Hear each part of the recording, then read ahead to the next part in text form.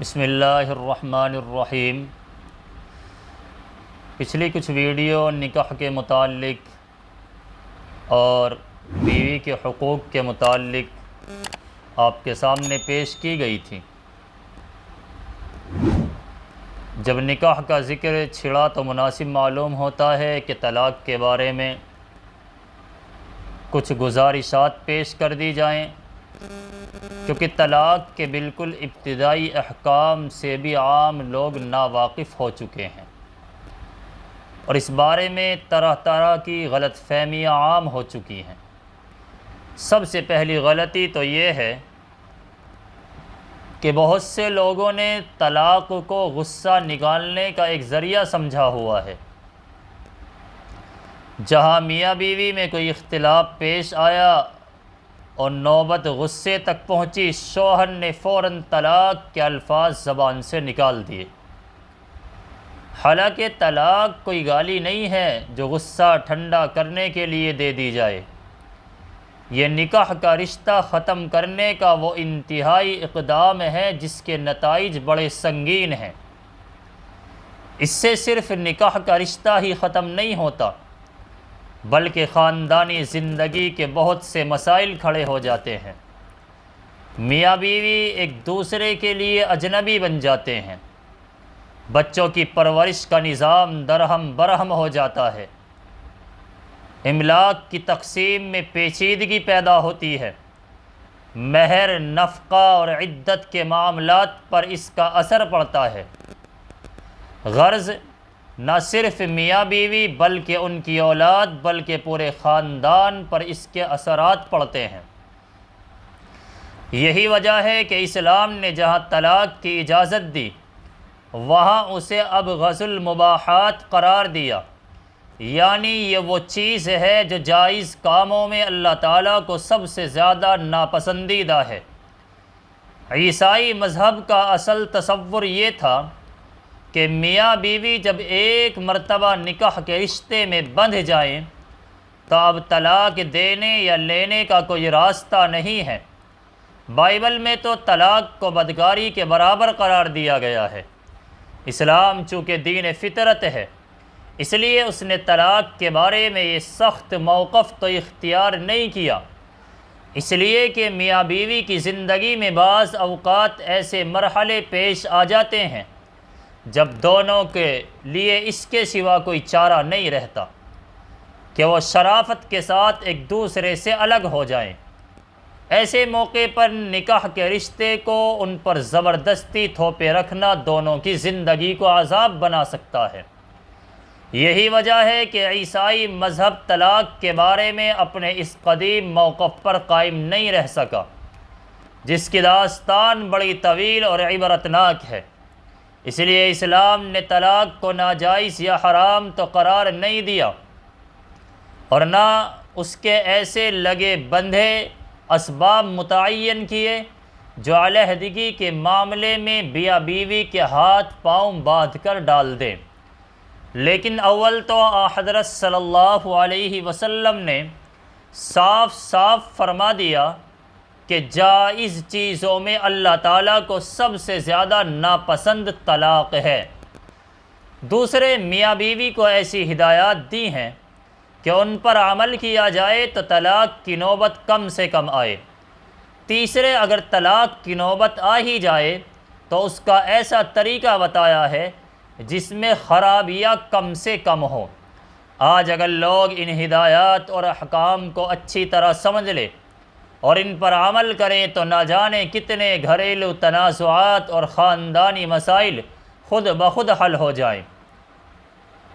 جہاں تک ان ہدایات کا تعلق ہے جو طلاق کے سدباب کے لیے دی گئی ہیں، ان میں سب سے پہلی ہدایت تو حضرت صلی اللہ علیہ وسلم نے یہ دی ہے کہ اگر کسی شوہر کو اپنی بیوی کی کوئی بات ناپسند ہے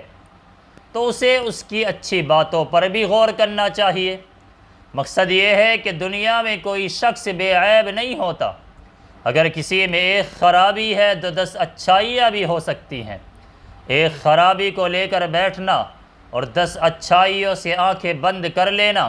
انصاف کے بھی خلاف ہے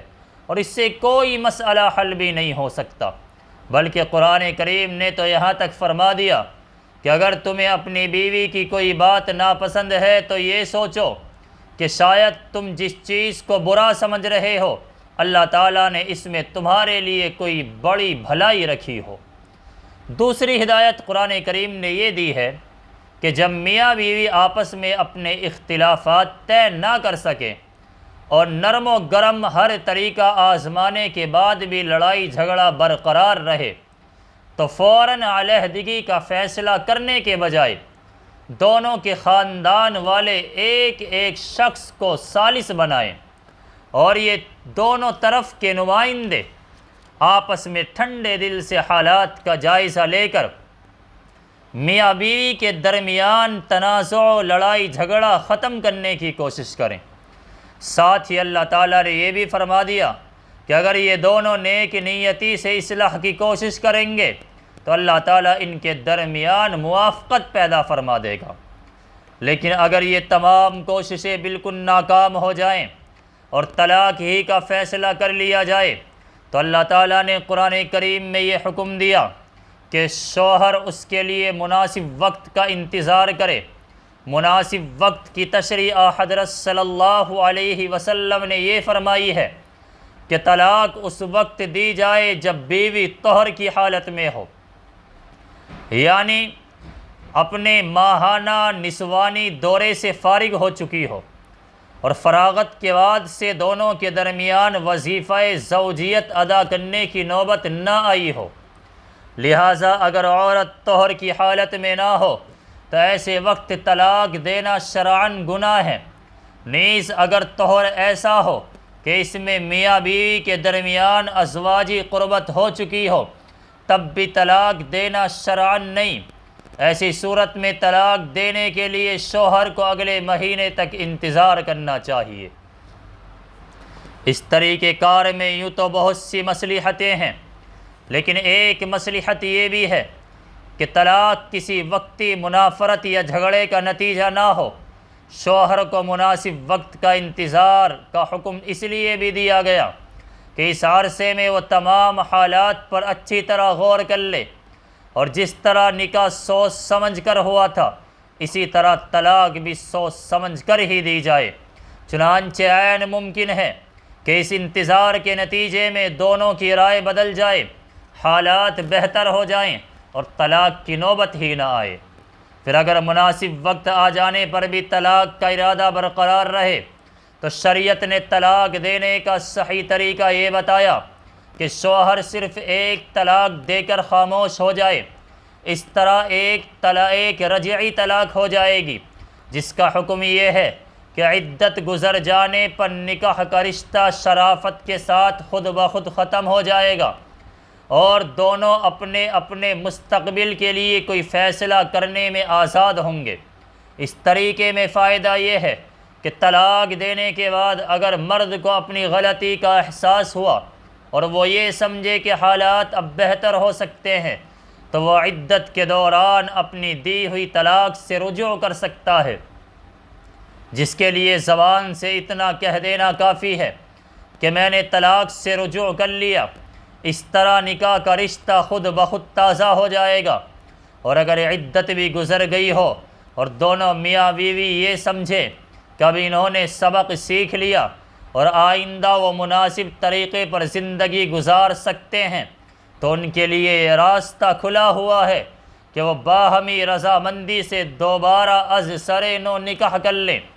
جس کے لیے نیا ایجاب و قبول، گواہ اور مہر سب ضروری ہیں۔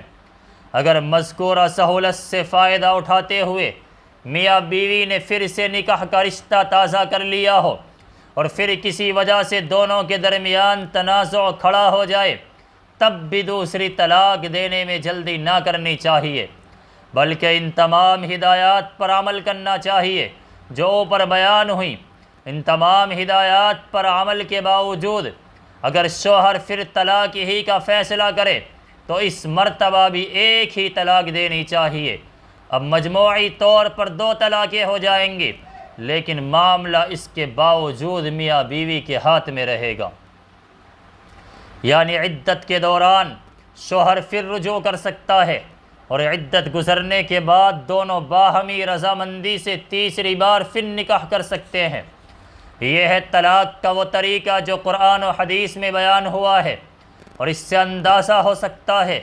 کہ قرآن و سنت نے نکاح کے رشتے کو برقرار رکھنے اور اسے ٹوٹنے سے بچانے کے لیے درجہ بدرجہ کتنے راستے رکھے ہیں۔ ہاں، اگر کوئی شخص ان تمام درجوں کو فلانگ جائے تو پھر نکاح و طلاق آنکھ مچولی کا کھیل نہیں ہے جو غیر محدود زمانے تک جاری رکھا جائے۔ لہٰذا جب تیسری طلاق بھی دے دی جائے تو شریعت کا حکم یہ ہے کہ اب نکاح کو تازہ کرنے کا کوئی راستہ نہیں۔ اب نہ شوہر رجوع کر سکتا ہے، نہ میاں بیوی باہمی رضامندی سے نکاح کر سکتے ہیں، اب دونوں کو علیحدہ ہونا ہی پڑے گا۔ ہمارے معاشرے میں طلاق کے بارے میں انتہائی سنگین غلط فہمی یہ پھیل گئی ہے کہ 3 سے کم طلاقوں کو طلاق ہی نہیں سمجھا جاتا۔ لوگ یہ سمجھتے ہیں کہ اگر طلاق کا لفظ صرف 1 یا 2 مرتبہ لکھا جائے تو اس سے طلاق ہی نہیں ہوتی۔ چنانچہ جب کبھی طلاق کی نوبت آتی ہے تو لوگ 3 طلاقوں سے کم پر بس نہیں کرتے اور کم سے کم 3 مرتبہ طلاق کا لفظ استعمال کرنا ضروری سمجھتے ہیں، حالانکہ جیسا اوپر عرض کیا گیا طلاق صرف 1 مرتبہ کہنے سے بھی ہو جاتی ہے، بلکہ شریعت کے مطابق طلاق کا صحیح اور احسن طریقہ یہی ہے کہ صرف 1 مرتبہ طلاق کا لفظ کہا جائے، لکھا جائے۔ اس طرح طلاق تو ہو ہی جاتی ہے، لیکن اگر بعد میں سوچ سمجھ کر نکاح کا رشتہ تازہ کرنا ہو تو اس کے دروازے کسی کے نزدیک مکمل طور پر بند نہیں ہوتے، بلکہ ایک ساتھ 3 مرتبہ طلاق کا لفظ استعمال کرنا شرعاً گناہ ہے، اور حنفی، شافعی، مالکی اور حنبلی چاروں فقہی مکاتب فکر کے نزدیک اس گناہ کی ایک سزا یہ ہے کہ اس کے بعد رجوع یا نئے نکاح کا کوئی راستہ باقی نہیں رہتا۔ اور جو لوگ ان فقہی مکاتب فکر سے تعلق رکھتے ہیں ان کو اکثر 3 طلاقیں ایک ساتھ دینے کے بعد شدید مشکلات کا سامنا کرنا پڑتا ہے۔ لہٰذا طلاق کے معاملے میں سب سے پہلے تو یہ غلط فہمی دور کرنے کی ضرورت ہے کہ 1 مرتبہ طلاق کا لفظ استعمال کرنے سے طلاق نہیں ہوتی، اور یہ بات اچھی طرح لوگوں میں عام کرنی ضروری ہے کہ طلاق کا صحیح اور احسن طریقہ یہی ہے کہ صرف 1 مرتبہ طلاق کا لفظ استعمال کیا جائے، اس سے زیادہ نہیں۔ اگر عدت کے دوران شوہر کے رجوع کا حق ختم کرنا مقصود ہو تو 1 طلاق بائن دے دی جائے، یعنی طلاق کے ساتھ بائن کا لفظ بھی ملا لیا جائے، تو شوہر کو یک طرفہ طور پر رجوع کرنے کا حق نہیں رہے گا۔ البتہ باہمی رضامندی سے دونوں میاں بیوی جب چاہیں نیا نکاح کر سکیں گے۔ یہ بات کہ طلاق کا طریقہ یہی ہے کہ صرف 1 طلاق دی جائے، پوری امت میں مسلم ہے، اور اس میں کسی مکتب فکر کا اختلاف نہیں ہے۔ ضرورت ہے کہ علماء کرام اپنے خطبوں میں اس مسئلے کو عوام کے سامنے واضح کریں اور ذرائع ابلاغ کے ذریعے بھی طلاق کے یہ احکام لوگوں تک پہنچائیں۔ اللہ تعالی عمل کی توفیق عطا فرمائے۔